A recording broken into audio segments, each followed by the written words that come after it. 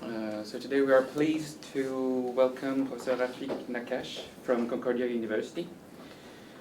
He obtained a PhD in chemistry from Concordia University, working on lanthanide-doped converting nanoparticles for imaging applications.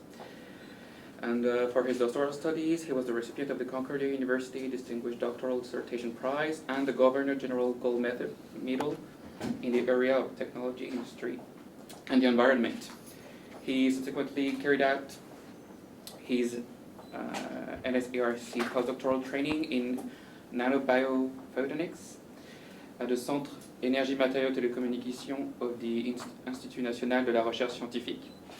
And in December 2015, he accepted a tenure-track faculty position as a strategic hire in nanomedicinal chemistry in the Department of Chemistry and Biotechnology at Concordia.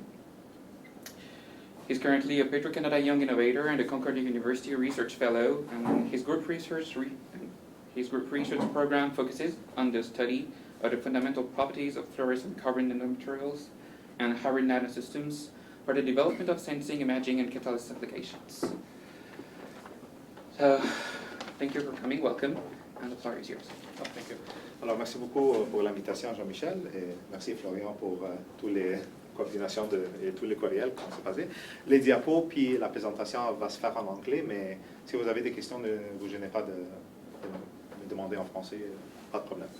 So, as Florian mentioned, I started at Concordia at the end of 2015, beginning of 2016, and from there, I'm a materials researcher, so we're very interested in materials, but I also came from industry, so I'm also interested in how we can take these materials and do some very interesting applications with them. So I'm going to tell you a bit about some of the work we're doing with fluorescent carbon dots for sensing application. It's going to be sensing mostly on temperature sensing, pH sensing inside biological systems, metal sensing applications as well. And from there, something that we recently started in our group, and that's catalysis, so mostly for transesterification of canola oil to biodiesel. So before I go on, I want to actually thank the people who do the work and that allow me to come here and present to you, because without their hard work, I wouldn't be here. So I'm very thankful to my group because they do work very hard. I'm also thankful to a lot of collaborators that, since I've started, we've built up a good network of collaborators in Canada and across the world, as well as funding agencies, because without funding agencies, we wouldn't have anybody to pay the bills. So we do thank them as well for that. So we're particularly interested in carbon dots because one thing that we like about them is that they're very small nanoparticles. They are quite easy to make if you know what you're doing, of course. They're about less than 10 nanometers. They're predominantly amorphous. They're mostly sp2 hybridized systems in the core and some sp3 character as well. And we can functionalize the surface with whatever we want. We can put, chemistry-wise, they're very versatile. There's a lot of functionalities that we can introduce. They're mostly comprised of carbon, oxygen, nitrogen, and hydrogen. And we can actually control what kind of heteroatom doping we do simply by selecting the correct precursors, right? So we can dope with thiols, we can dope with phosphorus. So really, it's our choice. Again, what's nice about that is that you can make them virtually out of anything, and I'll show you something about that later. They're very highly dispersible in water, so we don't necessarily have to work with any solvents, organic solvents, if we don't want to, and that also is very interesting for us because we're trying to work with a material that can be sustainable and that's relatively easy and affordable to use. And the nice thing is that because some of our work is focused on biological applications, they do have to date some low cytotoxicity and good biocompatibility based on the results we've generated in our lab, as well as what's been reported in the literature. And that's why I put this little asterisk all the time, because when it comes to talk about toxicity of materials, people tend to sort of just, throw out their hand and say, oh, well, they have low cytotoxicity. But remember the set of data that you're working with and how representative it is relative to what you're interested in doing. So why are they interesting? Well, because we can control their properties, especially their optical properties, quite extensively. So in our lab, we're able to generate carbon dots that can fluoresce all the way from the blue to the deep red. We can also get them to fluoresce in the gels, for example, we can make polymer dispersions that contain carbon dots, and then when we actually cast them, we can still obtain fluorescence. So that could be potentially very interesting for some applications. And more recently, we're able to start getting them to fluoresce in the solid state, and that's usually more difficult with nanomaterials. But when I saw this, I wasn't really 100% convinced, and I asked my students to prove it to me in another way. So they wrote something that looks like a bit of a ransom note, you know, and then when it dried, they put it under light, and you know, it could fluoresce. So I was like, okay, fine, it's fluorescent in the solid state. But that could be very interesting because you can think down the line about making things like optical barcodes, for example. So you can print these invisible codes on products, and they could be used as anti-counterfeiting agents, right? Where they can only be visible if you excite them with an appropriate wavelength of light. And you know, you can do this with carbon dots, you can do this with other materials as well. So, and you know, one of the things that we're very interested in is how far we can push their optical properties, because we are interested in going into the first optical biological window, which is between 680 to about 900 nanometers. The definition will change depending on what source you look at, but eventually that's what we're also trying to do. So the pathway to fluorescence is, how do these things fluoresce? Well, you have core states and you have surface states. So for example, in the core states, you can either have non-radiative trapping, and then basically you get no fluorescence, or alternatively, you can get fluorescence from the ground state when you excite it with light, and then it returns to its ground state. Alternatively, you could have surface states, and these surface states can actually contribute different fluorescence properties. So a lot of times when you look at carbon dots, you're only going to see blue fluorescence. But most of the work I'm going to talk to you about today is actually with carbon dots that have multiple fluorescence bands, because they are coming from different states. And we're going to see why this is very interesting, because we can take advantage to do a lot of really nice sensing work, which we wouldn't be able to do with a normal system.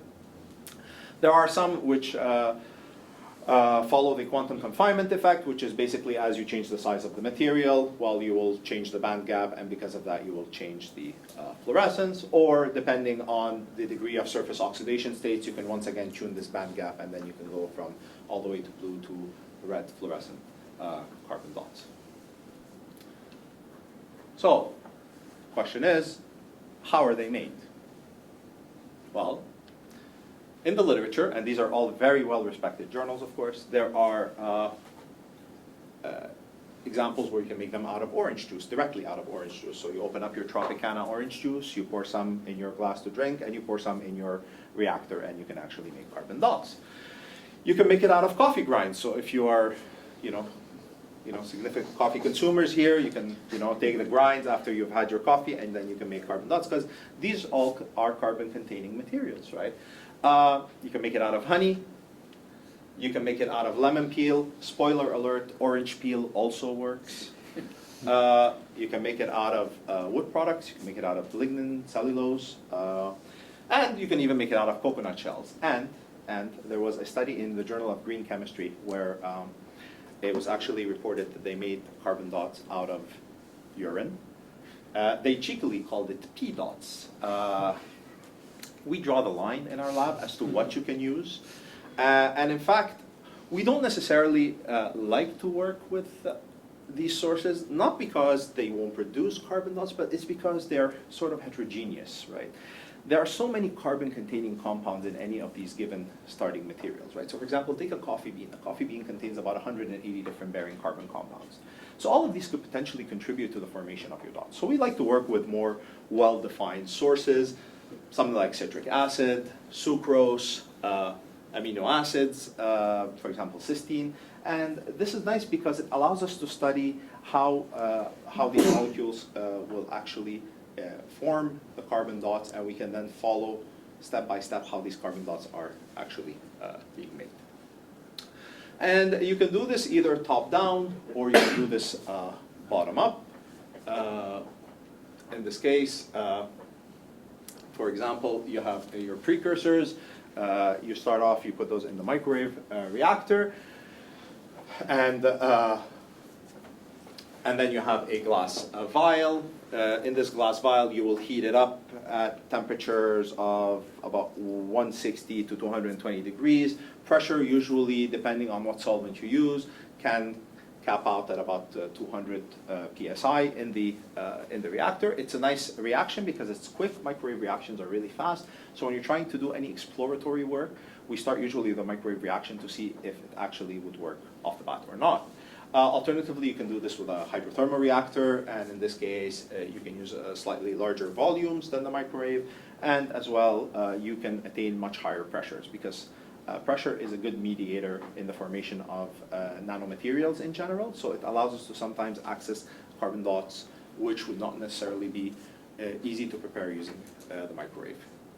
So these are all thermally mediated syntheses, so you need to go to high temperatures. We started doing some work on low temperature and room temperature synthesis of these materials, but so far, they're not very interesting in terms of properties, but we're working on it. And I think one thing that's very important when you talk about material is talking about how to purify these materials, because this is one of the most important things you will do, and many of you here who have any projects that touch on materials, the purity of the material can actually dictate the outcome of your process. So for example, if you don't take the time to remove any side products or unreacted materials, well, these can actually influence the outcome. So it's very important that you actually make sure. And we've sort of got it down now to a T. We spent almost a year just working out all the different possibilities in terms of purification of our materials, and now we know what to do for these systems. So how does that tie into our research interests? Well, I just spent quite a bit of time talking to you about carbon dots, so you can probably bet that at the center of it is carbon dots. And we have sort of several different axes, which is we have people who are more interested in the materials. So actually, they're material scientists that are fundamentally interested in how we make materials, but also sometimes hybrid nanomaterials, because hybrid nanomaterials offer an opportunity to access properties that we would not necessarily be able to have with a single material. For example, combining a metallic nanoparticle and a fluorescent nanoparticles gives us access to different properties relative to the individual particles alone. We also do, recently started doing a bit of work on catalysis, and the work by Alexia is going to be something I talk about later on in the presentation, which is the work on the transesterification of canola oil to biodiesel. And we do a lot of sensing and imaging because these are fluorescent nanomaterials. And I came from pharma in industry before joining academia, so I've always had my heart close to pharmaceuticals and biological applications. So we also do some of that. And yeah, so we're going to see some work on here. And imaging and sensing, as well as some on the catalysis work that we do. So typically carbon dots, if you look them up in the literature, their fluorescence looks something like this. There's a single broad band of fluorescence, and a lot of it can vary. Basically, the position of that fluorescence will vary as a function of the excitation wavelength. It was then figured out that if you passivate the carbon dots, so you introduce electron donors. In the beginning of the synthesis or even post-synthesis, you can actually remove this excitation-dependent behavior, and then your fluorescence basically is always going to be at the same place. You're just going to lose intensity because you're not exciting in the absorbance maximum, which makes sense. But we were interested in a different kind of carbon dots because I came from a field where we had multiple emission bands in our spectrum, and we could do some really interesting stuff with that. So I said, well, I asked my students, can you think of a system which can actually come up where we can have multiple fluorescence states, and then from there, what can we do with it? So we started doing some work based on some of the results we had started seeing in the literature, which suggested that potentially working with a system which has glutathione or formamide could potentially be interesting, and we could have more than one fluorescent state. So we said, okay, we'll try it, and we're material scientists. We are very good at actually controlling the properties of our materials, and we can, if it can be done, we will do it. And we make these materials, and so carbon dots are predominantly amorphous. They don't like to diffract electrons very much. They're actually terrible at it. So because of that, they tend to be very difficult to see in the TEM. But if you see, there are some dark spots here, and these are actually the carbon dots. And actually, in order to do this, you really have to go to a low voltage electron microscope. So typical electron microscopy, you're somewhere about 120 to 200 kV. And in this case, we're actually at 5 kV doing electron microscopy. And this is the only way you can get a decent image. But when we looked at their absorbance and fluorescence, Pr, we found 2 fluorescence bands, and the absorbance also shows that it makes sense that we have 2 fluorescence bands because, you have an absorbance here, which is probably responsible for this blue fluorescence, and an absorbance here, which is responsible for the red fluorescence. And we can selectively excite either with blue light and see blue and red fluorescence, or just red light and see the red fluorescence. So this was interesting. And when we looked, of course, the first thing was, well, wait, how do you know it's the carbon dots? Maybe it's the precursors. And in fact, no, the precursors don't have any absorbance that matches. And when we compare the fluorescence relative to our precursors, again, it's not really the same, whether you're exciting in the blue or in the red. So we're comfortable that these are coming from our carbon dots. And it turns out that we can actually control the process, that we can actually tune the fluorescence signal. We can go from predominantly red to blue to almost completely blue, where we annihilate the red fluorescence, and we can fill in the gaps in between, and we can actually really control it quite well. So we said, okay, well, how's this happening? We still haven't gotten to the cool part, which is what we're going to do with it, but how is this happening? Well, we think that it starts off by you form these molecular fluorophores, which is a reaction that occurs between, say, glutathione and formamide. You can get some cyclic intermediates, which are organic cyclic intermediates.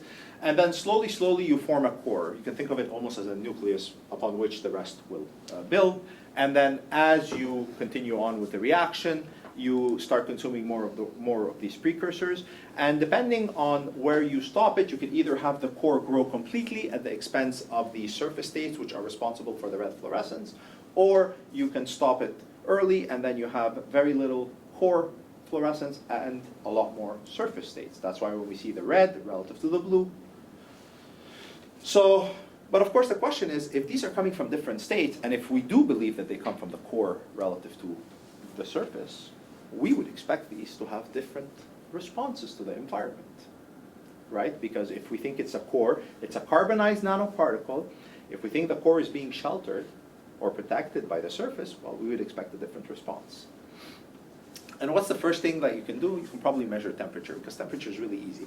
You can go to a fluorimeter, you can put a cuvette in there with your nanoparticles, you can, you have your heater. The heater, basically you let it stabilize at each temperature point, and then you do your measurement and you see the response. So, we asked ourselves, are they sensitive to temperature, pH, heavy metals, what? So we said, okay, let's try. So we started off with temperature because it's relatively easy to do, and this is work done by Chn. And Chn came to me into my office and he said, it works, it's amazing, it's sensitive to temperature. I said, well, that's really great. Whether you excite at 4 or 5 nanometer and you see blue fluorescence and red fluorescence, you see an increase in the red fluorescence as a function of temperature, the blue doesn't change. Like, okay, that's great. How about if we excite only in the red? If you excite somewhere here, well, you see again an increase in the red fluorescence. So we're still seeing the same trend. Whether you're exciting with blue or red, the surface states seem to behave in the same exact way. I looked at this and I said, wow, this looks actually pretty linear. I said, that's great, but go back and repeat it, because you just got it once, and sure, you can do it once, but is it repeatable? He comes back and he shows me the same thing, and I'm starting to doubt myself if he did it or not. I said, this is good, but I'm an n=3 kind of guy, so go back again. And he sort of got upset at me because I didn't believe him, but I wanted reassurance. So he goes back, comes back, shows me the same thing, and I go, look, I have a problem with what you're showing me, and that's because I don't see the error bars. So what he had to do was he actually had to blow it up, and somewhere here, and I don't know if you see it on the screen, depending on how well focused you are. I think I'm out of focus maybe, but somewhere here you actually see there are error bars, but it was that reproducible that the values were changing exactly the same way as a function of temperature. So I said, well, this is great. From there we calculate the thermal sensitivity, and the thermal sensitivity is about 0.05 kelvins, which is pretty darn good. And that's without any optimization of our system.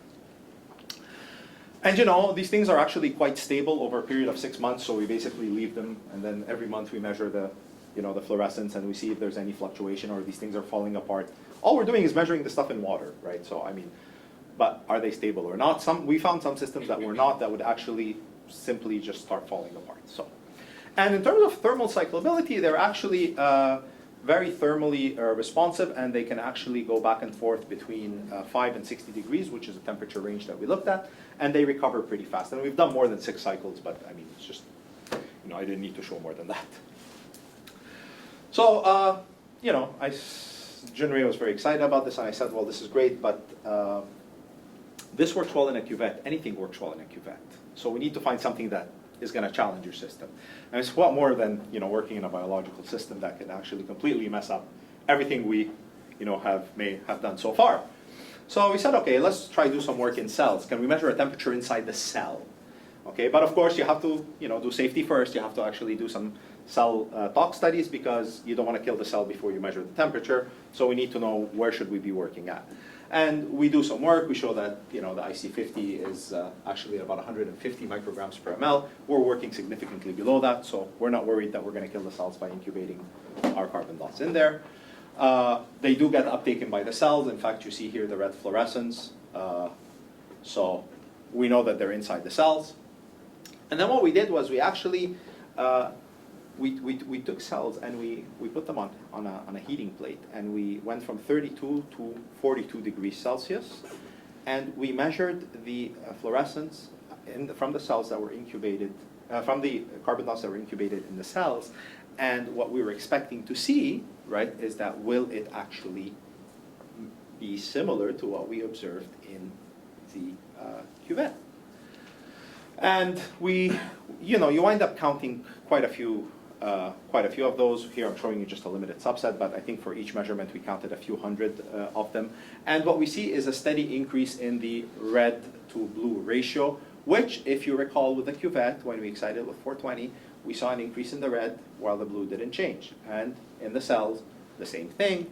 And in fact, when we plot it relative to the cuvette model, it's also linear. There is a slight difference, of course, if you compare the slope here and the slope here, but you are working with cells, you are working with interferences from the surrounding. There is a component of autofluorescence when you're working in biological systems. But essentially, the idea was these are the HeLa cells that were stained, and in red here, what you see are the carbon dots, which have been incubated in the cell. And we can actually see a change in their fluorescence as a function of the temperature. So do we really care only about measuring temperatures in the cells? No. But if you start thinking about this, is that one, you could start thinking about designing smart, for example, post-implant diagnostic tools, right? Where you can take these, you can implant, you can maybe design a polymeric net that you can put somewhere close to an organ following a transplant, and then you can use to sense for potential for infection if the temperature rises. An infection post-operative implants and post-operative implantation is actually quite common. So this could be something very interesting. The other thing that, you know, could be very interesting is that now that we started making them fluorescent in the solid state, can we also make them temperature sensitive and fluorescent in the solid state? So now we can start making smart surfaces which are temperature sensitive, and those too can actually be quite interesting for many applications. You know, so we asked ourselves, well, can it be sensitive to something else? And one of my students had a lot of interest in sort of environmental applications, and heavy metal leaching seems to be something that spoke to him. He said, okay, this is actually work that was done by Francisco, who was an undergrad, now is a master's student. I'm co-supervising him. I'm not his direct supervisor, but anyways, it doesn't matter. And Adrienne Clermont-Paquette, who's a super undergrad, she's amazing, and she's working right now in biology with my colleague on her undergraduate project in biology with carbon dots and their uptake in cells. So what we noticed is that we can actually use these dual fluorescent carbon dots to also measure measure the concentration of metallic cations in solution. And what we see is that as you increase the metallic cation concentration, there's a decrease in the red fluorescence, whereas the blue does not really seem to change. So once again, we can do this ratiometrically, which was great, and we get a very linear slope. We can also monitor this by something as simple as absorbance spectroscopy, and what we see is that a decrease in this absorbance here and the appearance of a new peak here. And this is associated with complexation between the metal cation and the carbon dot. And we can get very similar linearity and very similar limits of detection as well. And if you do this for quite a few other ions, and we did quite a few in the series, we still maintain very linear response, except maybe I think for cobalt, I don't know what went wrong there, but hey, we're working with nanomaterials, there is some variability, and I'm okay with showing that. This is how real life works. But what the problem is? You start seeing simple changes like this in these shoulders here in the red fluorescence, but honestly, they all kind of look the same. We can't tell what ion is present, right? So, this is something that sort of bothered us and puzzled us, because I can guarantee you that when you're trying to do some detection work, you don't have one kind of ion present in your system. There is more than one ion present in any system. So it works well. It allows us to quantitate metal cations in solution, which is great. We can get nanomolar concentrations, and actually if we narrow down the range, we can even hit picomolar concentrations. Great. But can we distinguish what metal is present? We couldn't. So, what happens when we have multiple ions? And we did that, and when we looked at the fluorescence, it kind of looked like this. So, okay, well, it's interesting, but, what more? And how can that tell us what the mechanism of quenching is? Because you have static quenching and you have dynamic quenching. Well, which one is it? It makes a difference. So we said, okay, well, absorbance actually turns out to be a better method. Not only does it give you the same limits of detection, but it also allows you to know which metal cation is present. So in this case, when we have mercury, you see there's a difference in the absorbance spectrum relative to the parent, which is also different relative to if you have lead, which is also different whether or not you have cobalt. And I think I showed you the first one was lead. No, wait, was it lead? No, it was, yeah, I think it was lead. So there is definitely differences in the absorbance spectrum relative to which ion you have in solution, which fluorescence could not tell you that. So, now when you start mixing, for example, here lead and mercury, we start seeing that are actually two peaks here that are starting to appear, and this is indicative of what metallic cations you have.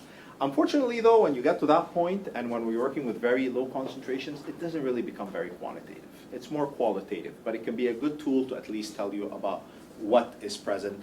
And normally, for something when you have lead or when you have mercury, there's usually a preference to binding with some of the surface groups that we have on our metallic cations. But right now, we're in the process of really expanding out in the whole series of, we're looking at things like the cationic radius, we're looking at oxidation states and all of that, and how that can actually influence the detection. And from there on, what we'd like to do is move from working in controlled systems like in water, right, where we are seeding with a special amount, or a certain amount of salt, and work with real life systems, because very often you will not find your metallic cations just free floating around in solution. They're actually complex to dissolved organic matter or some of the other sort. And we're working with a colleague of ours who's an environmental chemist, and we're actually trying to do that. We're trying to see if we can actually complex with some of the metallic cations that are in real life systems. And then, we're interested in how this quenching occurs. So if you have static quenching, you should see a change in the absorbance contribution, because you have a CD metal complex as well as the CDs that are not complex, which if you saw the absorbance spectra probably points to that.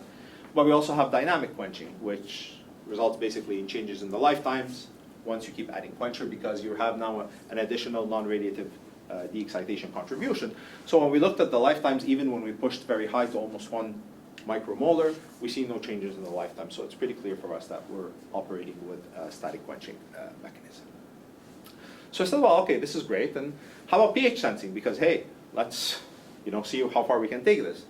So what we saw is that the ratio of the red to blue, which we were using all the time, was not changing between 4 and 8. So there was no really significant changes happening.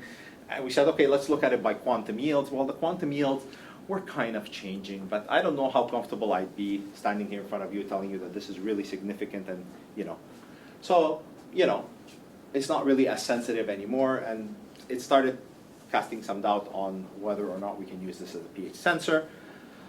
We said, well, maybe they're not pH sensitive. But one thing you can recall is that the red fluorescence seems to have a shoulder, and that shoulder seems to be affected by sometimes whether it was adding the metal or whether it was the increase in temperature. And it turns out that actually this red fluorescence band, depending on what pH you're working in, it can actually enhance one state versus another. and that seems to be very much dependent on the pH. And when you look at the change in the ratio of the band here at 680 to 650, what you see is that there is a steady change in pH as a function of steady decrease in the ratio as a function of pH, and the pronounced sensitivity is between 4 and 6. So a colleague of mine in McGill, who's in physiology, was very interested in that because she was trying to see the effect of administering combination therapy on glioblastoma cells. So we started using these nanomaterials to measure the change in cellular pH in the glioblastoma, and we were actually able to see, we were able to measure those, so this is hopefully going to be accepted soon. So I know this is all biology, and I know this is probably not the right crowd for it, so I'm going to switch to something we recently started in our group, and that's more on some of the catalysis work that we are doing. And this is actually the cover from a publication that was recently accepted in JMatter Chem A, which is on the transesterification of canola oil and its conversion to biodiesel. All right. You know, one of the things that we have to deal with is that we are, at the end of the day, relying quite heavily on non-renewable fossil fuels, and the demand seems to have been increasing exponentially, and by 2050 we're supposed to somehow find a way to increase this by 50% more. Now, there are a lot of advantages to using fossil fuels. It's a globally developed technology, so it's everywhere you go in the world, it is there. It's cheap and reliable because the technology is so advanced that it's actually quite cheap to produce, and it's extremely efficient. You actually get quite a bit of bang for buck in terms of the energy. But there are some disadvantages, being CO2 gas emissions. There is environmental damage that are associated with it because of pollution and other gases that are being produced. But I think the biggest thing, and you know, even if we ignore 1 and 2, is that it is a finite source, and eventually we're going to reach consumption points that are going to exceed the rate at which these fossil fuels can regenerate. And it's going to either prevent us from using them or limit our use of these fossil fuels. So we certainly need to find alternative sources, and one alternative source that's been looked at quite extensively, and which seems to also be very popular, is biodiesel. Biodiesel, you can actually produce this via, for example, if you look at homogeneous catalysis, via acid or base homogeneous catalysis, and you have a transesterification reaction where you take a triglyceride, you react it with methanol, usually in excess, and then you introduce your homogeneous catalyst, in this case KOH, at about 80 degrees, and you produce methyl esters, which are the biodiesel, plus you produce glycerol. So glycerol is a side product. It's not the most terrible of side products.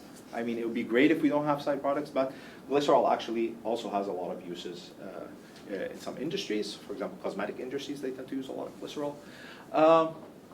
There are several advantages: fast reaction rates, mild conditions, relatively mild at 80 degrees, cheap, commonly available catalyst, because most of the time for homogeneous catalysts, you're looking at something like KOH, right, which is not very expensive, but it is sensitive to free fatty acids. So if you have a lot of free fatty acids, this becomes problematic. You start running into saponification issues as well, low yields sometimes in that case, and difficult purification, right? Because how do you remove your KOH from your biodiesel? It's very difficult. It's homogeneously dispersed. So the current industrial processes show that based on current industrial processes, the US and Brazil are very much one of the largest producers in the world. And here we are in Canada. So I think we have quite a bit of way to catch up. And I think there's a lot of opportunity in Canada to make this a topic of research which can gain more popularity. The advantages of doing that is that we can try and have reduced CO emissions, SOx aromatic compound emissions, better biodegradability. It's CO2 neutral, and it's renewable because we can use things like canola oil in order to do this. But not everything is super green on the other side of the lawn. 80% of the final cost comes from vegetable oil refining processes, and so you have to use a refined vegetable oil, which makes this a bit more expensive, and there's still some purification to be done. So alternatively, you can use heterogeneous catalysts, and there have been quite a bit of reports that have looked at heterogeneous catalysts. They've looked at alkaline earth or metal oxides, transition metal oxides, zeolites, mesoporous silica, resins, and so on and so forth. And these all work relatively well because at least you're able to recuperate and reuse the catalyst. But you do require a high catalyst loading for heterogeneous catalyst, and sometimes if you have metals in there, it's prone to leaching, and then it leaches in the biodiesel, and then becomes a problem to recuperate it or remove it. So an alternative that we propose is carbon nanomaterials, and particularly, if you guessed it, carbon dots, since that's what we're working with. They've already been proposed in catalysis for photocatalysis, acid-base catalysis, electrocatalysis. And the nice thing about these carbon dots, because they are so small and they share a property with all the other nanomaterials, which is high surface area to volume ratio, which gives you a large surface area relative to the volume where you can carry out these catalytic applications. And we have very good control of the surface functional groups, whether we do this pre or post synthesis. We can modify their surface chemistry quite easily. So we started off working with a carbon dot catalyst that basically is glycine and citric acid. We add sodium hydroxide just to deprotonate the carboxylic acid groups on the surface of the carbon dots. We do this in a hydrothermal reactor. We purify,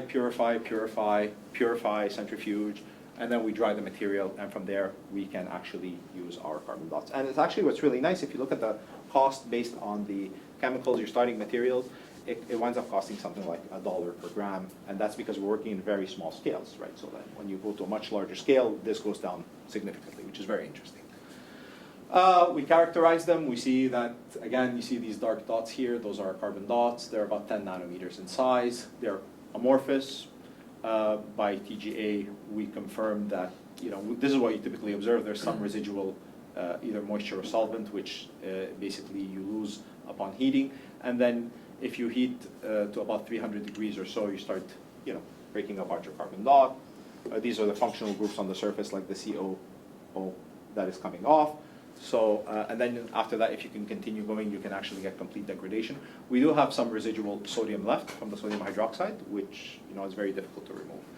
We also did some Chn analysis, and we are able to measure the composition of our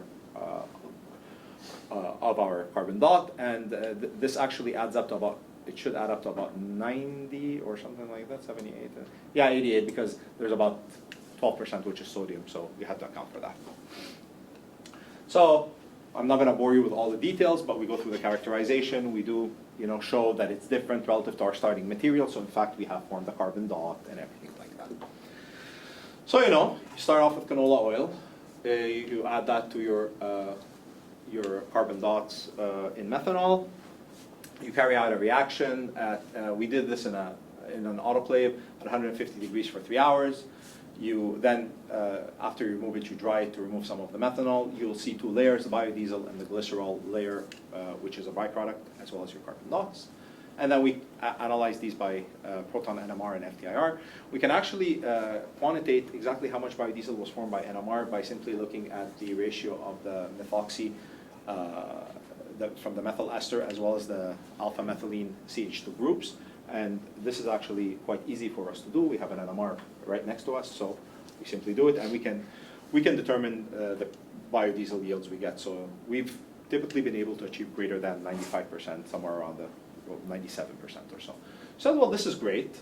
We can do this quite easily. We also showed by FTIR that in fact we do have conversion. So NMR is quantitative, FTIR is more qualitative in terms of what functional groups we expect to see. And then, we said, okay, well, what are sort of the ideal parameters that we can do for this reaction? And we looked at catalyst loading from 0.5 to 20%, and we see that about 1%, there's absolutely no added benefit of adding any more catalysts. So by 1%, we've actually achieved 97%, biodiesel conversion. Temperature is where we tried really hard with this system to bring it down, because between 80 and 150 degrees is actually quite a bit of difference. It's almost double. But we see that in the current way that we're doing it, we need to be at 150 degrees. So this is something we're working on right now to try to decrease the temperature for the reaction. In terms of time, we're able to bring it down to 2 hours. So it goes from a 3-hour reaction to a 2-hour reaction. And we can even, if we want to reduce the amount of methanol. So typically for heterogeneous catalysis, you need somewhere between 1 to 9 to about 1 to 250 methanol excess. We are able to do it at about 1 to 18, which is not terrible. It's actually pretty good. It's still more than the homogeneous catalyst, but one thing we like is that we're able to quickly recover our catalyst and reuse it over and over, and we've done this over multiple cycles. Here I'm showing only up to 5, but we can do a lot more.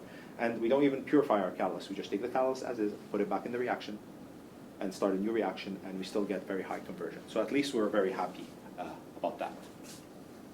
How do we think this is happening? Well, here is a proposal, but that we sort of borrowed from a homogeneous catalysis, where basically these COO minus will be responsible for the extraction of this proton here, and then a rearrangement to provide the methyl ester, the biodiesel, and here you'll have your glycerol byproduct.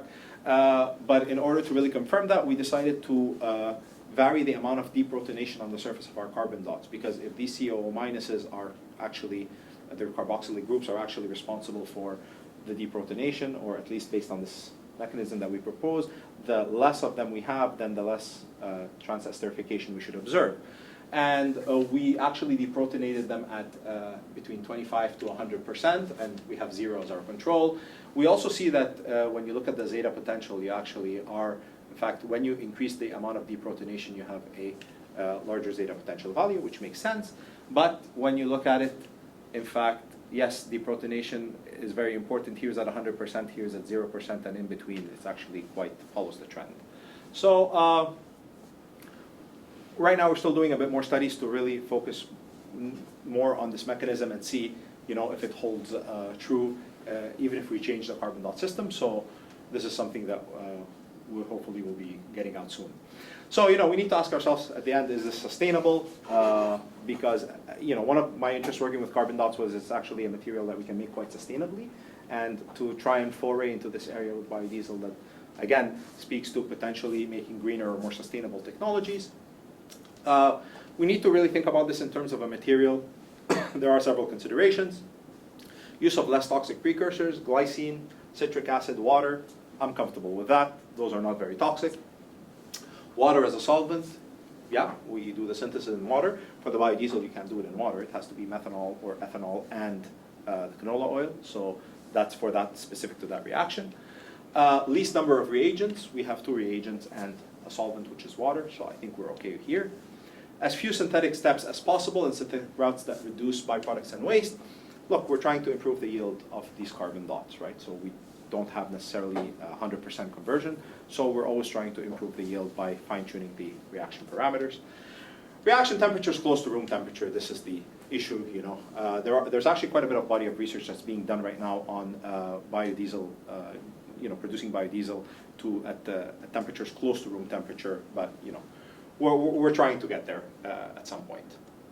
And of course, we're trying to show that this can be done at minimal costs, because at the end of the day, if you want industry to be interested, if you want the consumer to be interested, and if you want the government to be interested, well, you have to show that this is actually something that's advantageous for them. So if you really think about it, we're somewhere here, and we're trying to work with industry, we're trying to talk to government about some of these works, and then at the end, we have to obviously convince our consumers that this could be something that's advantageous for them and for the environment as well. So with that, I'm going to stop. I'm going to just, hopefully I did convince you that they're interesting probes, that they can be quite attractive for sensing applications, that we can do this using a ratiometric means, because that we don't need to introduce a reference in there. It is self-referencing by simply doing this ratiometrically. They can be interested for biological applications, but then we can actually also start looking at some of these catalytic properties of the materials, and perhaps these could be interesting for the energy field. I'll stop here, and I'll thank you for your attention. If you have any questions, I'd be happy to answer.